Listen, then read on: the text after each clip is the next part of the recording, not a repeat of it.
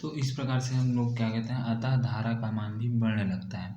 अंत में एक स्थिति ऐसी आती है जब विभवांतर का मान क्या होता है, बढ़ने पर भी आयनन धारा का मान में परिवर्तन नहीं होता है। ठीक, इस पर क्या कहते हैं, एक स्थिति ऐसी आती है जैसे इसको हम लोग 50 वोल्ट का किए, फिर 100 वोल्ट का किए, फिर 150 वोल्ट का किए, फिर 200 वोल्ट का किए, फिर उसके बाद इसको 250 का कर रहे हैं और बढ़ाते तो एक ऐसी स्थिति आती है कि इसका जो यहाँ पर धारा प्रवाहित हो रहा है, ठीक, प्रवाहित हो रहा है, उसका मान निश्चित हो जाता है, बढ़ता नहीं है। ठीक, ये बोलना चाह रहा है। ठीक, तो उस स्थिति को क्या बोला जाता है, आयनन धारा का संतृप्त कहते हैं। ठीक, आयनन धारा का संतृप्त कहते हैं।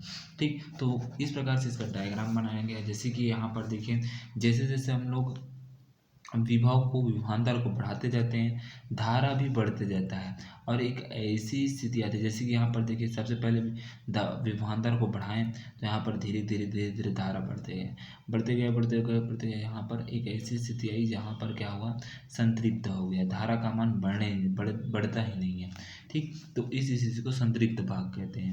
ठीक, इसका चित्र देखिए कुछ इस प्रकार से बना है, इसी के बारे में हम लोग लिखेंगे यहाँ पर। ठीक, यहाँ पर देखिए कोष्टक है, ये आयनन है। ठीक, ये आयनन विभव इस प्रकार से है। ठीक, यहाँ पर वायुमंडल दाब लग रहा है, ये ए है, ये बी नाम है इसका एथोड का मान। ठीक, यहाँ पर प्रवर्धक तथा गालक है, ठीक, जो धारा को दे रहा है।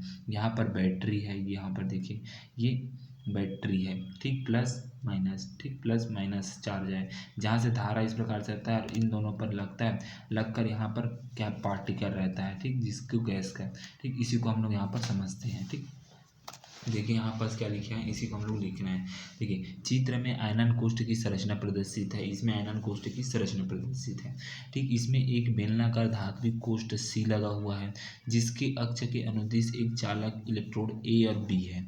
ठीक, ए और बी हम लोग ए और बी, ये ए और ये बी क्या है, इलेक्ट्रोड है। यहाँ पर ये एनोड है तो ये कैथोड है और इसके अंदर में क्या है, गैस भरा हुआ है।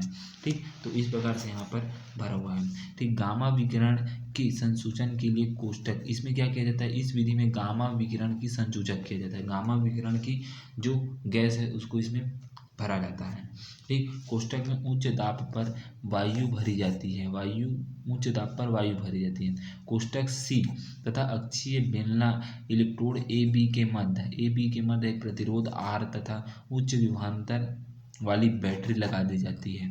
ठीक, कोष्ठ सी में ऋणात्मक विभव को तथा ए बी को धनात्मक रखा जाता है।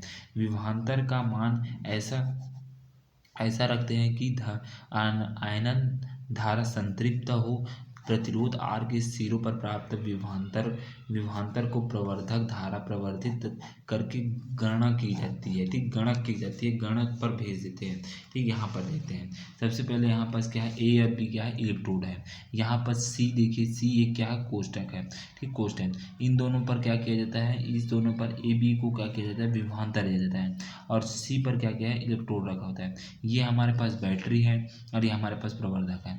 जैसे यहाँ पर धारा प्रवाहित, यहाँ से धारा भेजा जाता है, प्रवर्धक मतलब प्रतिरोध, आर बोला जाता है, प्रवर्धक मतलब प्रतिरोध। यहाँ से धारा इसको भेजा जाता है, प्लस चार्ज है, और इस इलेक्ट्रोड में जाता है। यहाँ से माइनस चार्ज है, इस इलेक्ट्रोड में जाता है। दोनों जैसे जैसे यहाँ पर धारा को बढ़ाते जाते हैं, यहाँ पर प्रतिरोध लगा है। जैसे कि आप देखना, पंखा का जो कंडीशनर रहता है कम ज़्यादा करने का, जैसे जैसे उसको कम करते जाते हैं, ऐसे गोल रहता है, गोल को ऐसे घुमाते जाते हैं। कम करते हैं तो फैन कम चलता है, ज़्यादा करते हैं तो ज़्यादा चलता है। ठीक, तो उसी प्रकार से ये भी रहता है। ठीक, जैसे जैसे यहाँ पर प्रतिरोध को हम लोग छोड़ते जाते हैं, धारा तेज़ी से बढ़ते जाता है। तो वही बताया कि 50 वाट का पहले देते हैं, फिर 100 वाट का देते हैं, फिर 150 का वाट, फिर 200 का वाट, ऐसे। तो ये प्रतिरोध के कारण ही होता है। धीरे धीरे इसको घुमाते जाते हैं और यहाँ पर धीरे धीरे धारा बढ़ते जाता है। एक स्थिति ऐसी आती है कि यहाँ पर क्या होता है, दोनों सब समान हो जाता है, धारा का मान भी नहीं बढ़ता, प्रतिरोध का मान भी नहीं बढ़ता। ठीक, तो इस प्रकार से संपन्न हो जाता रहता है और संपन्न होने पर हमें गामा किरण की संसूचक माप लेते हैं कि कितना है उसका, ऐसे करके। ठीक, तो इस प्रकार से आपको यहाँ तक बनाना है। ठीक, फिर आगे की वीडियो हम लोग देखेंगे अनुपातिक गणक क्या होता है, उसको देखेंगे। ठीक।